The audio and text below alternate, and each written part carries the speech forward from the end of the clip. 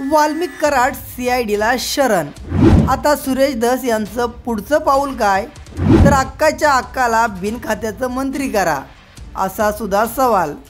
तर नक्की हे प्रकरण कसं घडलं, वाल्मिक कराड कसा आला शरण, हे जाणून घेणार आहोत आजच्या व्हिडिओमध्ये।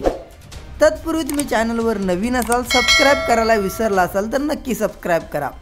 वाल्मिक कराड शरण आल्यानंतर भाजपचे आमदार सुरेश धस यांनी माध्यमांशी संवाद साधत मुख्यमंत्री देवेंद्र फडणवीस यांचे आभार मानले आहेत।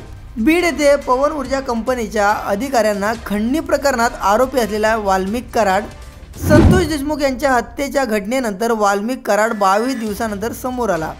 वाल्मिक कराड शरण आल्यानंतर भाजपचे आमदार सुरेश धस यांनी माध्यमांशी संवाद साधत मुख्यमंत्री देवेंद्र फडणवीस यांचे आभार मानले आहेत। तर मुख्यमंत्री देवेंद्र फडणवीस यांनी घेतलेल्या ॲक्शनमुळे, दाखवलेल्या तत्परतेमुळेच शेवटी CID समोर वाल्मिक कराड शरण आला। मी राज्याच्या मुख्यमंत्र्यांचा इतक्या कणखर निर्णय घेतले त्याबद्दल मी त्यांचे मनापासून आभार मानतो, असं सुरेश धस यांनी सांगितलं। पोलिसांनी वाल्मिक कराडला शरण येण्यास भाग पाडले। वाल्मिक कराड याची संपत्ती जप्त झाली पाहिजे, तोपर्यंत अक्का जे गुन्हे करत होते ते उघडे पडणार नाहीत।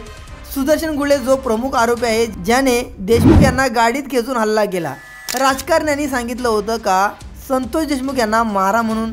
2023 मध्ये माझ्या मतदारसंघात O2 कंपनीच्या अधिकाऱ्यांना असंच उचलण्यात आलं होतं, परली पॅटर्न आणू नका असं त्यांना बोललो होतो, असं सुद्धा सुरेश धस यांनी म्हटलं।